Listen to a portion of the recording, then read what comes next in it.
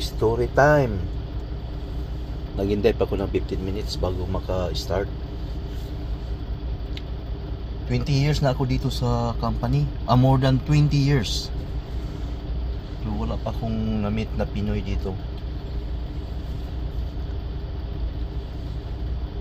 Wala akong naging kasamang Pinoy dito. At kahit doon sa labas, wala akong na-meet na Pinoy na truck driver. Dito sa YouTube, mayroon rin mga nagko-comment dito sa ano ko, sa page ko, mga naga dito sa Amerika. Pero wala akong na-meet na actual. Mayroon akong na-meet sa party, 2 Pinoy.